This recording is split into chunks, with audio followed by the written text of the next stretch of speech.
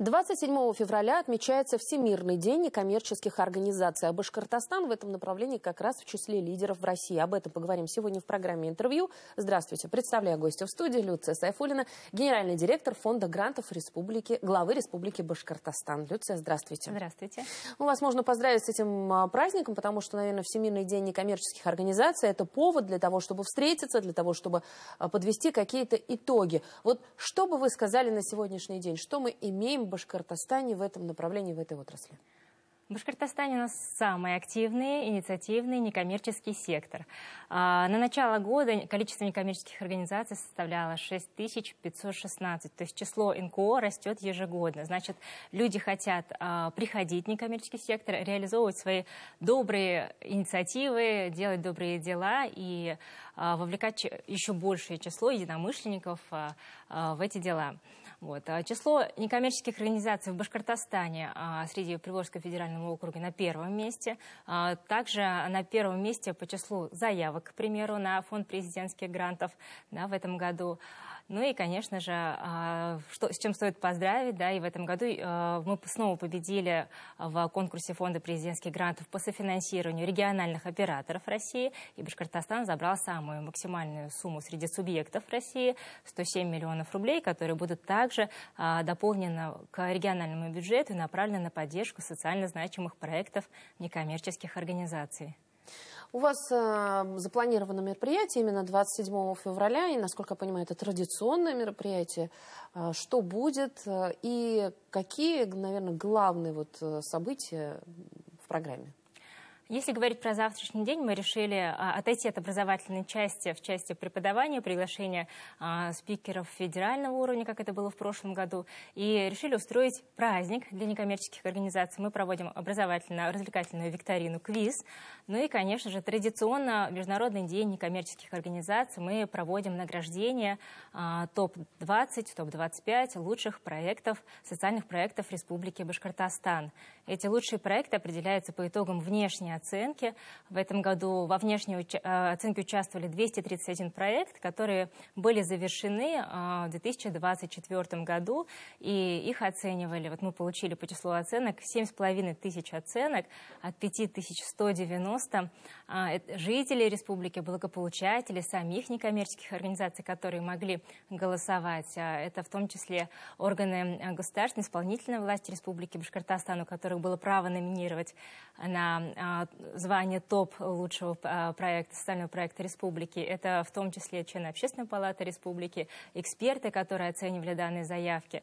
То есть более 5000 участников, которые определили 20 проектов, по итогам реализации которых считаются самыми, так скажем, успешно реализованными. Мы будем награждать их, ну и, конечно, поощрим тех, кто набрал наибольшее число голосов, но, к сожалению, не был номинирован. Люция, фонду грантов главы Республики Башкортостан исполнилось 5 лет. Расскажите за этот 5-летний период, что сделано, как думаете, какие цели были поставлены и достигнуты ли они?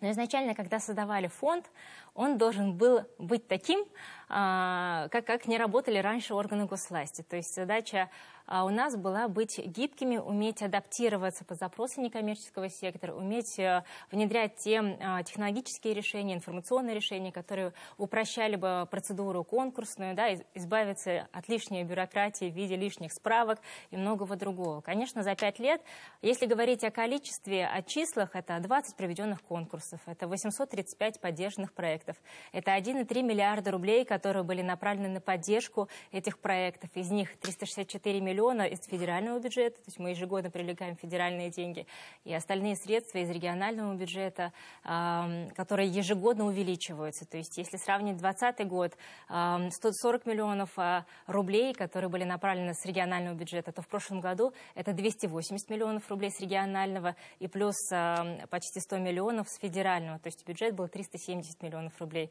Мы выросли количественно. Если говорить про качество, раньше отчеты сдавали на бумаге, да, заявки сдавали на бумаге до появления фонда, то есть необходимо было принести все справки, собрать и вот успеть их подать в заявленные сроки. С появлением фонда появилась платформа grantyglавы102.rf, которая позволяет любому человеку из любого субъекта России, потому что у нас есть и конкурсы, направленные на поддержку проектов за пределами Республики Башкортостан, подать заявку, просто заполнив ее на платформе, не приезжая в фонд. То же самое касается и заключения соглашения, то же самое касается сдачи отчетности. То есть мы можем не видеть наших грантополучателей как таковых в лицо, да, что исключает различные там субъективные факторы. Да, то есть появляется открытость, появляется объективность. У нас появились федеральные эксперты, которых не было никогда раньше.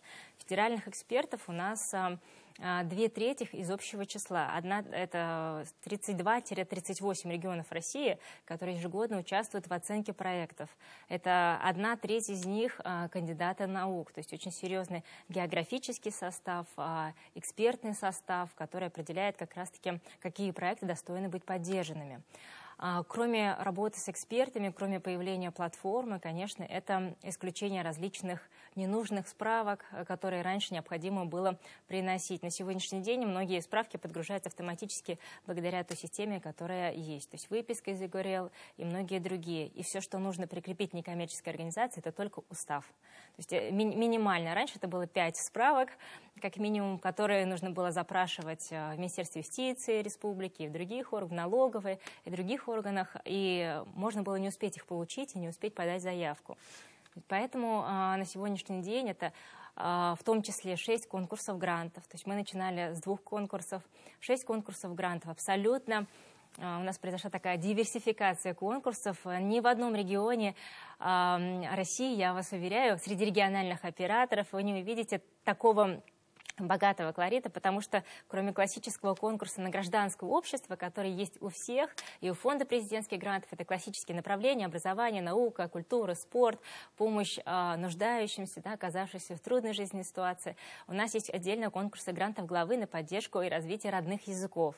Это 50 миллионов рублей, да, которые заложены в государственной программе, и благодаря которым мы поддерживаем проекты за пределами Республики Башкортостан, если они направлены на поддержку и развитие башкирского языка. У нас есть отдельный конкурс на поддержку проектов в сфере молодежной политики. 30 миллионов на поддержку молодежных проектов в республике и 10 миллионов в прошлом году, также по инициативе главы Республики Башкортостан, мы предоставляем тем студентам, которые учатся в высших учебных заведениях в других регионах нашей страны, но являются выходцами из Республики Башкортостан. У каждого из них есть возможность участвовать в конкурсе и получить до 2 миллионов рублей на свои проекты. У нас есть конкурс по кино, мы дважды его уже отыграли. Это тоже уникальный конкурс. Обычно такие конкурсы разыгрывают какие-то профильные киностудии, да, Министерство культуры. В нашем случае отдельный конкурс, ежегодно 5 победителей, ежегодно у нас есть как 2-3 полнометражных фильма, да, так и короткометражки, документальные фильмы. С учетом особенностей, да, сегодняшней ситуации в стране, когда есть запрос на собственные какие-то определенные кинокартины, это очень актуально. И здорово, что мы можем развивать киноиндустрию. Когда я общаюсь с коллегами, профессионалами в этой сфере, они говорят, что да, мы знаем все якутское кино, но вот башкирское кино, оно вот на 2-м месте. Вот наша задача путем поддержки, наверное, войти в лидеры в стране. Ну и в прошлом году впервые мы отыграли конкурс грантов на поддержку средств массовой информации. Это тоже был первый опыт. Мы планируем этот конкурс переиграть в этом году очень сильно по требованиям по категории участников. Есть желание охватить, в том числе муниципалитеты, у которых есть и свои печатные издания, да, дойти до них, и свои местные телевидения, и поддержать их в том числе. Поэтому количество конкурсов выросло, количество участников. У нас очень активный некоммерческий сектор. Они ежегодно появляются новые НКО с новыми идеями, и они занимаются решением тех вопросов, до которых органы госвласти, привыкшие работать по государственным стандартам, нормативам и всему остальному, то есть здесь коллеги предлагают абсолютно новые социальные практики, методы, которые апробированы в качестве пилотных проектов на средства грантов различных фондов президентских грантов, грантов главы, и показывают свою более высокую эффективность.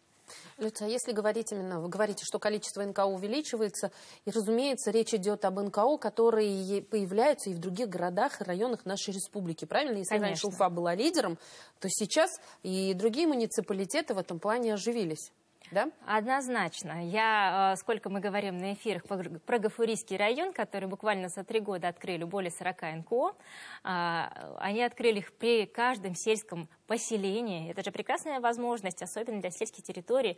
Я всегда говорю, что для них 500 тысяч – это деньги. Уфа на такие деньги не идет.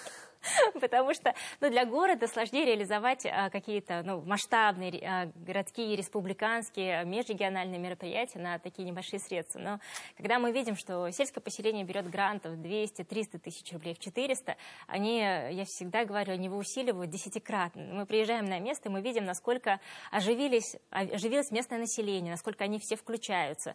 Они делают совместные праздники, они запускают проекты, когда каждый житель остается вовлеченным в это. И это очень здорово, когда село в 300 человек знает о проекте, вместе его реализуют, вместе подключаются. Я считаю, что это самый лучший результат.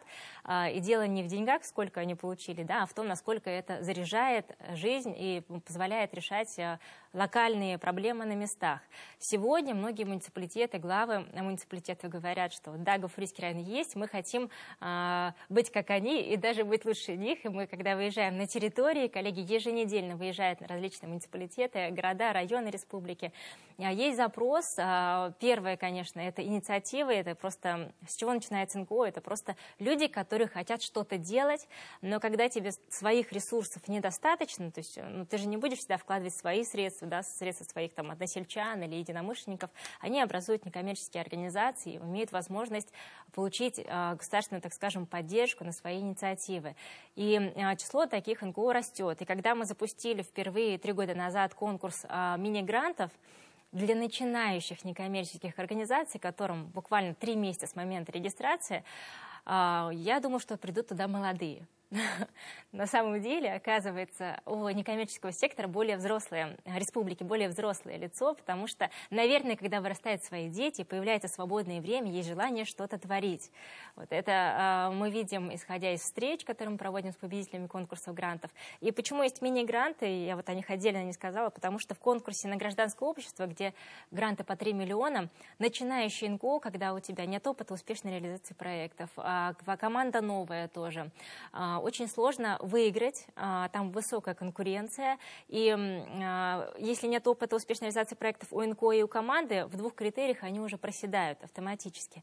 Есть конкурс мини-грантов, где проходной пороговый балл гораздо ниже, и все соревнуются новички. Вот очень здорово, что благодаря такому конкурсу грантов, где буквально 25-30 миллионов бюджет, мы имеем более 50 победителей, более 50 классных инициатив, и, как правило, что очень отрадно, они уходят в муниципалитеты республики. То есть это как раз-таки начинающие организации в районах, городах, сельских поселениях.